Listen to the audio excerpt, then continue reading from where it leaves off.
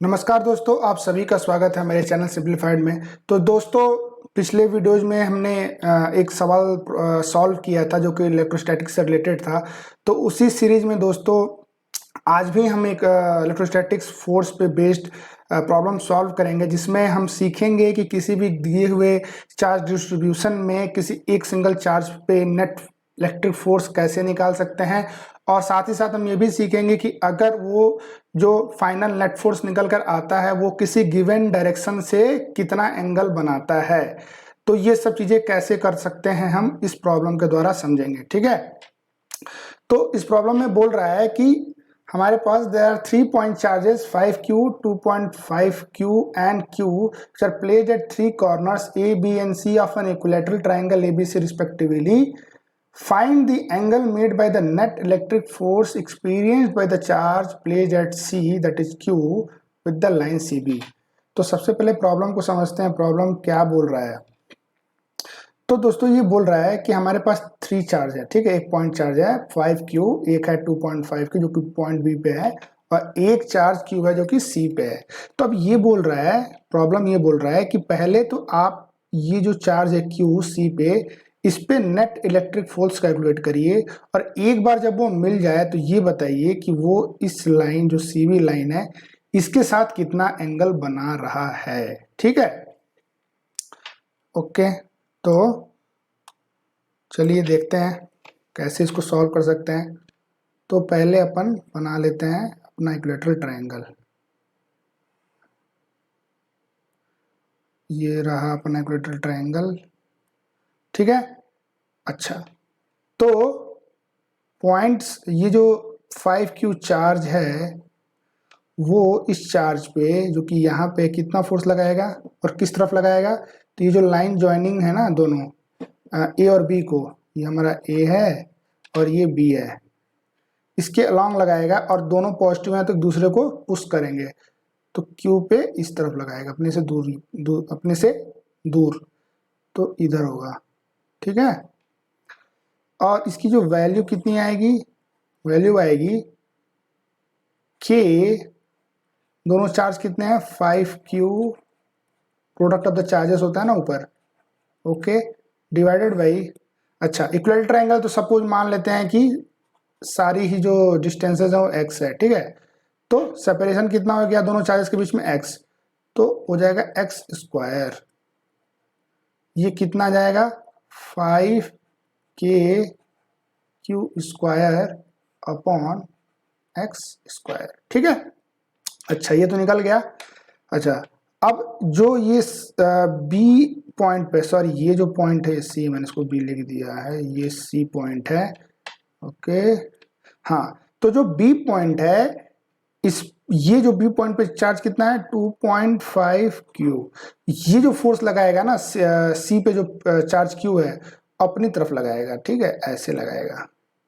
और इसका जो मैग्नीट्यूड आएगा वो कितना आएगा, सेम वैसे निकालना है, k into product of the charges, यानी 2.5q इंटू q और डिवाइडेड बाई ये जो डिस्टेंस का स्क्वायर है, जो दोनों चार्जेस के बीच जो सेपरेशन होता है उसका स्क्वायर, तो वो भी कितना होगा एक्स स्क्वायर ही आएगा। इसको जो आप थोड़ा सा सिंप्लीफाई करेंगे तो ये बनेगा 2.5k q square upon x square. अच्छा, ठीक है। तो एक ट्रिक यहाँ अपना लेते हैं, वो ये है कि अगर इस पूरे वैल्यू को अगर मैं f मान लूं, ठीक है, इस पूरे वैल्यू को, जो एक्सप्रेशन है इसको मैं f मान लूं, तो क्या अगर इस एक्सप्रेशन में 2 से गुणा कर देंगे तो ये एक्सप्रेशन मिल जाएगा। तो क्या मैं इसको 2f बोल सकता हूँ, बिल्कुल बोल सकता हूँ। तो f और 2f हो गया, ठीक है। इससे क्या होगा कि हमारा जो प्रॉब्लम सॉल्व करने में ना हमें इजी होगा, क्योंकि एक्सप्रेशन ये बहुत बड़े बड़े हैं, ठीक है। चलिए हम एक स्टेप और आगे बढ़ते हैं। तो जो हमारा प्रॉब्लम है अभी कैसा हो गया, अच्छा अभी कैसा हो गया, अभी कुछ हमारे पास ये हो गया, ट्रायंगल बना लेते हैं पहले रेफरेंस के लिए, ठीक है। अच्छा, तो हमारे पास एक फोर्स जो है वो, सॉरी लेट मी, हाँ, ये जो फोर्स है वो कुछ ऐसा आ गया, ठीक है। ये हो गया कितना F, सॉरी ये हो गया 2F, और ये जो आया था कितना आया, ये आया था F। ठीक है, अच्छा हमें पहले से पता है कि इक्विलेटरल ट्रायंगल तो ये 60 डिग्री होगा, ये भी होगा 60 डिग्री, और ये भी होगा कितना 60 डिग्री। ठीक है, अब यहां से एक हॉरिजॉन्टल लाइन खींच लेते हैं। ये लाइन जो है अल्टरनेट एंगल के कारण, ये लाइन और ये लाइन पैरेलल है, तो अल्टरनेट एंगल के कारण ये कितना होगा, ये होगा 60 डिग्री। ठीक है, और ये पूरा एक स्ट्रेट लाइन है, तो ये टोटल 180 होगा, तो 60 60 निकल जाएंगे, तो यहाँ कितना बचेगा, ये बचेगा 60 डिग्री। ठीक है, अब हम इसको रिजॉल्व करते हैं। तो हमारा जो सिचुएशन है वो कुछ इस तरह से है। कैसे है, तो वो कुछ इस तरह से है कि एक मिनट, तो एक ये हॉरिजॉन्टल लाइन है। ठीक है, इस पे एक फोर्स कुछ इस तरह से है, इसका मैग्नीट्यूड 2F है, और वो बना रहा है 60 डिग्री। और दूसरा जो फोर्स है वो ऐसे है, एक मिनट, सीधा बन जा भाई, हाँ, तो ये जो है ये इस तरह से है, और ये जो एंगल है इसका जो हॉरिजॉन्टल के साथ वो भी कितना है 60 डिग्री। अब इसको हम रिजॉल्व कर लेते हैं। तो पिछले वीडियो में मैंने बताया था कि कैसे रिजॉल्व करते हैं जल्दी जल्दी। तो ये जो फोर्स F है ये इसके अलोंग 60 डिग्री बना रहा है इसके साथ, तो इसके अलोंग कितना आएगा, सीधे कॉस कर दो, F cos 60। ठीक है, उसी तरह से इसका भी इसके अलोंग कितना आ जाएगा, 2F cos 60। इस फोर्स का वर्टिकल कंपोनेंट कितना आएगा, वो आ जाएगा 2F sin 60, और इस फोर्स का वर्टिकल कितना आएगा डाउनवर्ड्स की तरफ, इसका आएगा F sin 60। ठीक है, इसको अपन रिजॉल्व कर लेते हैं। तो जो थोड़ा सा इसको और नीचे ले चलते हैं थोड़ा सा, हाँ, तो जो हमारा 2F sin 60 आएगा ये कितना होगा, ये आपका जाएगा √3 या √3/2 या √3F होगा, है ना। और जो ये है ये आ जाएगा √3F। ओके, ये दोनों आपस में जुड़ जाएंगे और ये कितने बनेंगे, ये हो जाएगा F/2 और ये हो जाएगा 3F/2। ठीक है, तो अल्टीमेटली हमारे पास क्या बचा, जो एक बार फिर से देख लेते हैं अपने ट्राइंगल पे, यहाँ पे एक ट्राइंगल बना लेते हैं। हाँ, तो ये जो √3F है, √3F और ये √3F/2 आएगा, सॉरी।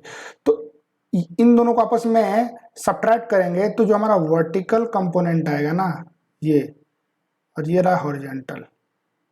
ठीक है, ये हमारा कितना था, पॉइंट C था। तो हॉरिजॉन्टल जो आ रहा है वो आ रहा है नेट 3F/2 हॉरिजॉन्टल डायरेक्शन में, और वर्टिकल जो आ रहा है √3F/2 √3F में से घट जाएगा, तो ये बचेगा √3F/2। ठीक है, और हमारा ट्राइंगल यहाँ कुछ ऐसा बैठा हुआ था। ठीक है, यहाँ पे ये रहा हमारा A, ये था B। ठीक है, अच्छा, और ये एंगल कितना था 60 था, और ये कितना था 60 था।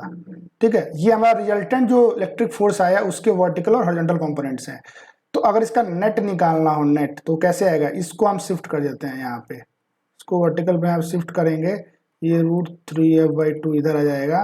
तो ये जो इसका जो पूंछ है इसके हेड को जब जोड़ेंगे तो ये जो वैल्यू है ये आएगी, ये कितना आएगी, अब देख लो इसको कैसे निकालेंगे, दोनों को स्क्वायर करो तो ये कितना आएगा 9, वैसे वो तो खैर निकाल लेते हैं, 9F²/4 प्लस 3F²/4 यानी √13/2F जो है ये मैग्नीट्यूड आएगा। लेकिन हमें वो नहीं निकालना, हमें निकालना है कि जो नेट फोर्स, ये वाला जो नेट फोर्स है ये कितना एंगल बना रहा है इसके साथ, CB के साथ। तो सिंपल है, इसको अगर हम थीटा मान लें तो tan थीटा कितना आएगा, tan थीटा आएगा √3f/2 perpendicular by base 3f/2। इसको रिजॉल्व करेंगे तो जो आपका tan थीटा आएगा वो आएगा कितना, वो आएगा 1/√3, यानी थीटा कितना हो गया, थीटा हो गया 30 डिग्री। यानी जो हमारा ट्रायंगल है